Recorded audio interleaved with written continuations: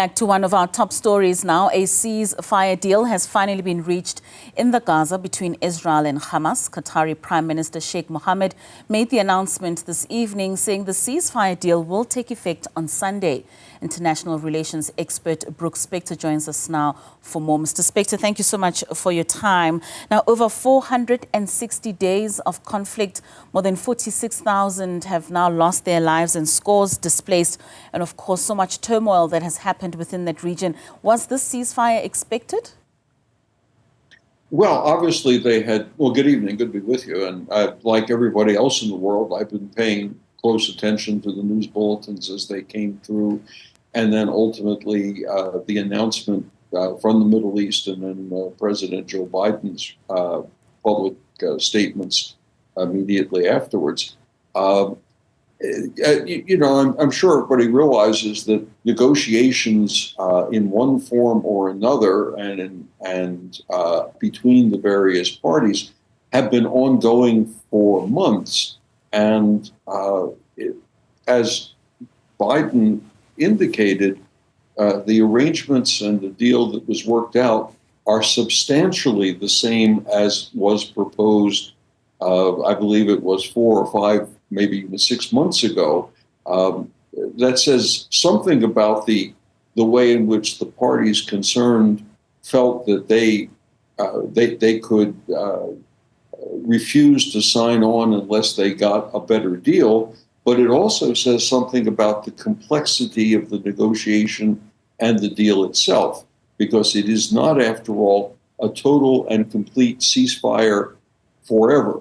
It is a limited ceasefire. It is an exchange of hostages that were seized in October a year ago, as well as the release of prisoners that the Israelis have been holding. It includes the agreement that the Israelis will be able to patrol what is called the Philadelphia corridor along the southern border of Gaza, as well as presumably the ongoing withdrawal of Israeli forces from the rest of the territory, and the allowing of people in Gaza to move back north from whence they would have come months and months ago. None of this, of course, means that it will be smooth, easy, and effortless sailing from now onward. There are going to be all manner of disputes and discussions and arguments and, you know, the angry stamping of feet, for all we know. The other thing I just mentioned to you, one of the interesting moments, at least from the American perspective, is that although the Biden administration is literally in its last days, this negotiation, this agreement came about during their tenure, but with the participation of someone from the Trump camp, who, of course, Donald Trump is not yet officially president, but one of his advisor, supporter, allies, Stephen Wiskop, was present for the last rounds of the negotiation, giving the impression, which I presume is accurate, that the president and president-elect and their respective advisors were working together without the kind of rancor that you saw in previous months during the presidential campaign. So that's something as well. One of the other things we're going to look forward to seeing how it develops is plans for the rebuilding of Gaza, which is now sorely in need of that kind of support, that kind of funding, and that kind of willpower to make it happen. So we're at the very earliest stages of this agreement, and the very sense that it's tentative means that almost anything could push it askew if the parties were of such a mind. The one place that I think you need to look for difficulties are the far right parties, small parties, but the far right parties within Benjamin Netanyahu's coalition government, because they have been arguing for quite a while, that they're not in favor of such an agreement, and in fact they want something very different. And so there is the possibility of no end of trouble from that too. Right. I mean, you do touch on the issue of the involvement of the U.S., and many had spoken when President-elect Donald Trump had come out and said before his inauguration, if this conflict does not come to an end, there will be all hell to break loose. Do you think that may have tipped the scales a bit? I don't know, because where we are now on this agreement is in fact very close to where the agreement might have been concluded, well, as we said, 4, 5, 6 months ago. The fact that there was a continuity of interest in making this negotiation work, that may have helped. I don't know whether Donald Trump's threat, I'm not entirely sure what it is he could have carried out as a threat to make his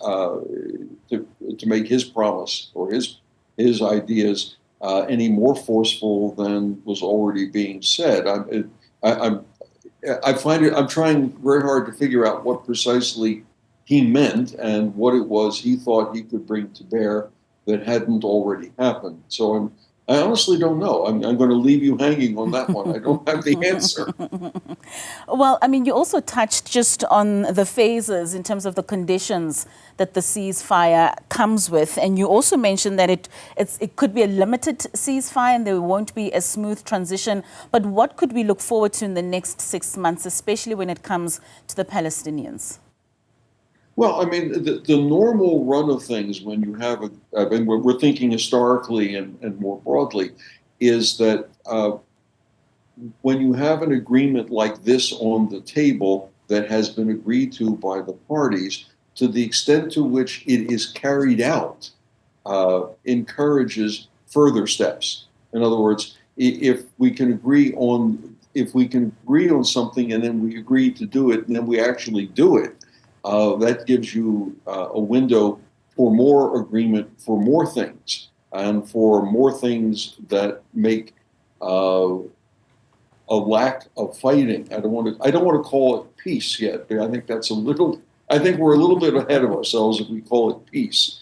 Ceasefire, yes, and then eventually, if all of the provisions of the current agreement are carried out to the satisfaction of all the parties, then it becomes that much more likely for the next more comprehensive, broader, deeper, more all-encompassing negotiations for further steps. I've been thinking about the historical parallels. If you remember, well, you may have been a little too young to remember it, I'm not sure. When the hostages were taken in the American embassy in Tehran back in 1979, and they were only released just moments before Jimmy Carter ceased being president and Ronald Reagan had taken the oath of office. I find that interesting because we are in something of the same set of circumstances now. The Biden administration is about to become history. The Trump administration version 2.0 is about to become reality. And if that's the case, sometimes these moments make the difference too.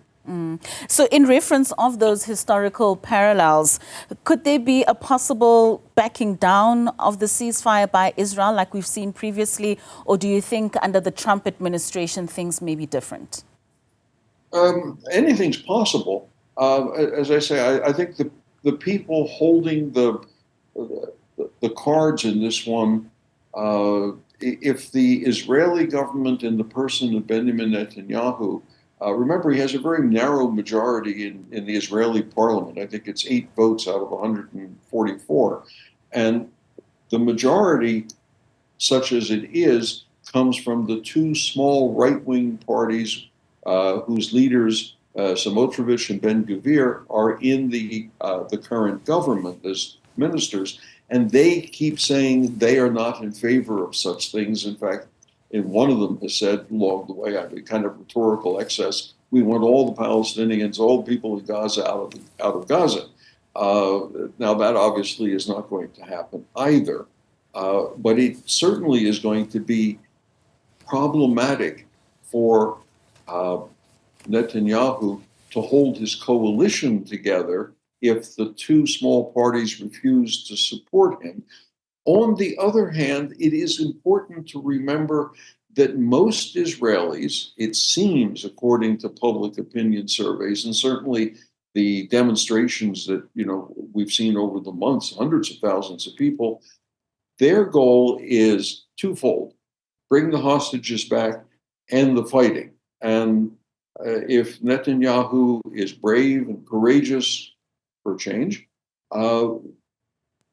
he may be able to push it through with support from other parties, not even in his coalition. And I think that's the dynamic we're going to have to watch really carefully. And any implications that you think this will then have for the broader region within the Middle East? That's a fascinating question. I don't think we have the time to go through all of it, but some things to keep in mind. Very importantly, the Assad regime in Syria is history. The Iranian support for that regime did not work out well in the end. Hezbollah in southern Lebanon has been decimated.